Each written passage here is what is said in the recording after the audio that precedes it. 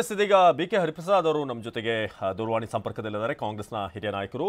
ಹರಿಪ್ರಸಾದ್ ಅವರೇ, ಈಗ ಅನಂತಕುಮಾರ್ ಹೆಗಡೆ ಅವರು ಹೇಳಿದ್ದಾರೆ ಬಾಬ್ರಿ ಮಸೀದಿ ಹೇಗೆ ನಿರ್ನಾಮ ಆಯಿತು ಅದೇ ರೀತಿಯಾಗಿ ಚಿನ್ನದಪಳ್ಳಿಯಲ್ಲಿರುವಂಥದ್ದು ಹಾಗೇನೆ ಭಟ್ಕಳದಲ್ಲಿರುವಂಥ ಸಿಪಿ ಬಜಾರ್ ಸಂಬಂಧಪಟ್ಟ ಹಾಗೆ ಕೂಡ ಹೇಳಿದ್ದಾರೆ.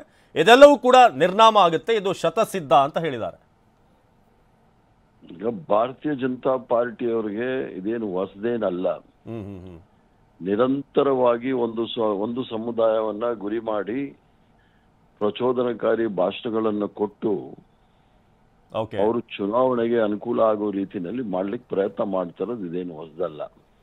ನಾನು ಈಗಾಗಲೇ ಮೊದಲೇ ಹೇಳಿದ್ದೆ, ಇವರು ಚುನಾವಣೆ ಹತ್ರ ಬರ್ದಂಗೆ ಏನು ಬೇಕಾದ್ರೂ ಮಾಡ್ತಾರೆ ಅಂತ ಹೇಳಿ. ಕರ್ನಾಟಕದಲ್ಲಿ ಎಲ್ಲಿವರೆಗೂ ಕಾಂಗ್ರೆಸ್ ಪಕ್ಷದ ಸರ್ಕಾರ ಇರುತ್ತೆ ಯಾರೂ ಸಹ ಕಾನೂನನ್ನ ಅವ್ರ ಕೈಯಲ್ಲಿ ತೆಗೆದುಕೊಳ್ಳಿಕ್ಕೆ ಆಗೋದಿಲ್ಲ. ಕಠಿಣವಾದ ಕ್ರಮ ಕಾನೂನಿನ ಚೌಕಟ್ಟಿನಲ್ಲಿ ತೆಗೆದುಕೊಳ್ತಾರೆ.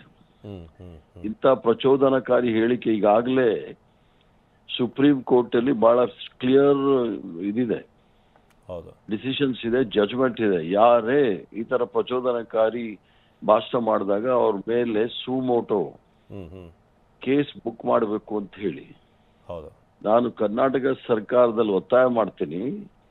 ಅನಂತಕುಮಾರ್ ಅವ್ರ ಹೆಗಡೆ ಅವರು ಇದೇನು ಹೊಸದಲ್ಲ, ಸಂವಿಧಾನವನ್ನು ಬದಲಾವಣೆ ಮಾಡ್ಲಿಕ್ಕೆ ನಾವು ಬಂದಿರೋದು ಅಂತ ಹೇಳಿದಂತವ್ರು ಇವತ್ತು ಮಸೀದಿಗಳನ್ನ ಕೆಡುತ್ತೀನಿ ಅಂತವ್ರು ಇವ್ರ ಬಗ್ಗೆ ಸುಪ್ರೀಂ ಕೋರ್ಟ್ ನ ಡೈರೆಕ್ಷನ್ಸ್ ನ ಸಂಪೂರ್ಣವಾಗಿ ಏನು ಸುಪ್ರೀಂ ಕೋರ್ಟ್ ನಿರ್ದೇಶನ ಕೊಟ್ಟಿದ್ದು ಅದನ್ನ ಸಂಪೂರ್ಣವಾಗಿ ಪಾಲನೆ ಮಾಡಬೇಕು. ಸ್ವಯಂ ಪ್ರೇರಿತ ಕೇಸ್ ಬುಕ್ ಆಗ್ಬೇಕು ಅವ್ರ ಮೇಲೆ.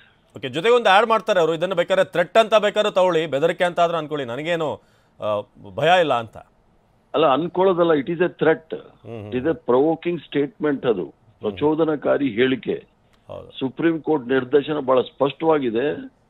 ತತ್ಕ್ಷಣವೇ ರಾಜ್ಯ ಸರ್ಕಾರಕ್ಕೆ ಏನಾದ್ರೂ ಬದ್ಧತೆ ಇದೆ ಅನ್ನೋದಿದ್ರೆ ನಾವು ಪ್ರಣಾಳಿಕೆಯಲ್ಲಿ ಕೊಟ್ಟಿರ್ತಕ್ಕಂಥದ್ದು ಸರ್ವ ಜನಾಂಗದ ಶಾಂತಿಯ ತೋಟ. ಇದ ಶಾಂತಿಯನ್ನ ಕೆಡಲಿಕ್ಕೆ ಪ್ರಯತ್ನ ಮಾಡಿದವ್ರ ಮೇಲೆ ಕಠಿಣವಾದ ಕ್ರಮ, ಕಾನೂನಿನ ಕ್ರಮ ತೆಗೆದುಕೊಳ್ಬೇಕು ಅಂತ ಹೇಳಿ ನಾನು ಒತ್ತಾಯ ಮಾಡ್ತೇನೆ. ಹರಿಪ್ರಸಾದ್ ಅವರೇ, ಜೊತೆಗೆ ಇನ್ನೊಂದು ಮಾತು ಹೇಳ್ತಾರೆ, ಇಂದಿರಾ ಗಾಂಧಿ ಕುಟುಂಬಕ್ಕೆ ಗೋಪಾಷ್ಟಮಿಯ ಒಂದು ಶಾಪ ಇದೆ ಅಂತ ಕೂಡ ಹೇಳಿದ್ದಾರೆ. ಅದಕ್ಕೆ ಎಲ್ಲರೂ ಕೂಡ ಅವರು ಸಾವನ್ನಪ್ಪಂತ ರೀತಿ ಆಗಿದೆ ಅಂತ, ಅದರ ಶಾಪದಿಂದಲೇ ಆ ರೀತಿ ಆಗ್ತಿದೆ ಅಂತ. ಏನಂದ್ರಿ ಕೇಳಲಿಲ್ಲ. ಗೋಪಾಷ್ಟಮಿಯ ಒಂದು ಶಾಪ ಇದೆ ಅಂತ ಕೂಡ ಅವ್ರು ಹೇಳಿದ್ದಾರೆ. ಇದೇ ಸಂದರ್ಭದಲ್ಲಿ ಯಾರ್ಯಾರು ತೀರ್ಕೊಂಡಿದ್ದಾರೆ ಇಂದಿರಾ ಗಾಂಧಿ ಕುಟುಂಬದಲ್ಲಿ ಎಲ್ರಿಗೂ ಕೂಡ ಈ ಶಾಪದಿಂದ ಕರಪಾತ್ರಿ ಮಹಾರಾಜರು ಅವ್ರಿಗೆ ಶಾಪ ಕೊಟ್ಟಿದ್ದಾರೆ ಅಂತ ಅನಂತಕುಮಾರ್ ಹೆಗಡೆ ಅವ್ರು ಹೇಳ್ತಿರೋದು. ಈಗ ದೇಶಕ್ಕೆ ಪ್ರಾಣ ತ್ಯಾಗ ಮಾಡಿರ್ತಕ್ಕಂಥವ್ರು ಎಲ್ಲರೂ ಸಹ ಈ ಅವ್ರಿಗೆ ಶಾಪ ಆಗಿದೆ ಅಂತ ಇವ್ರು ಹೇಳುವಂತ ಜನಕ್ಕೆ ಏನು ಮಾಡಕ್ ಆಗೋದಿಲ್ಲ.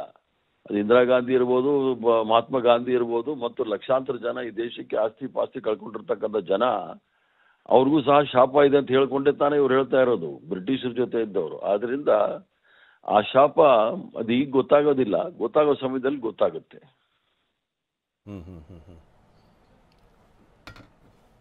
ಹರಿಪ್ರಸಾದ್ ಅವರೇ, ಈಗ ಈ ವಿಚಾರದಲ್ಲಿ ರಾಮ ಮಂದಿರ ಲೋಕಾರ್ಪಣೆ ಆಗ್ತಿರುವಂತಹ ಸಂದರ್ಭದಲ್ಲಿ ಇಂಥ ಸ್ಟೇಟ್ಮೆಂಟ್ಗಳು ಯಾಕೆ ಜಾಸ್ತಿ ಆಗ್ತಿದೆ?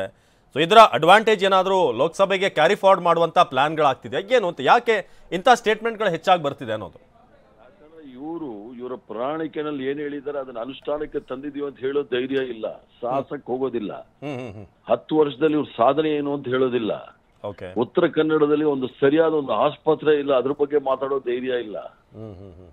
ಆದ್ರಿಂದ ಜನರ ಅಭಿವೃದ್ಧಿ, ಶಿಕ್ಷಣ, ಆರೋಗ್ಯ ಮತ್ತು ನಿರುದ್ಯೋಗದ ಬಗ್ಗೆ ಇವ್ರು ಯಾವತ್ತೂ ಸಹ ಚರ್ಚೆಗೆ ಬರೋದಿಲ್ಲ.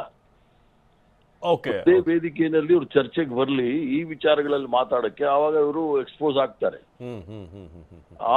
ಇದರಿಂದ ತಪ್ಪಿಸ್ಕೊಳ್ಳೋಕ್ಕೋಸ್ಕರ ಈ ತರ ಪ್ರಚೋದನಕಾರಿ ಹೇಳಿಕೆ ಕೊಟ್ಟು ಜನಗಳನ್ನ ತಪ್ಪುದಾರಿಗೆ ಎಳೆಯಲಿಕ್ಕೆ ಪ್ರಯತ್ನ ಮಾಡ್ತಾ ಇದ್ದಾರೆ. ಇದೇನು ಹೊಸದಲ್ಲ ಭಾರತೀಯ ಜನತಾ ಪಾರ್ಟಿಗೆ. ಅದರಲ್ಲಿ ಅವರೆಲ್ಲ PhD ತಗೊಂಡಿದ್ದಾರೆ, ಡಾಕ್ಟರೇಟ್ ತಗೊಂಡಿದ್ದಾರೆ.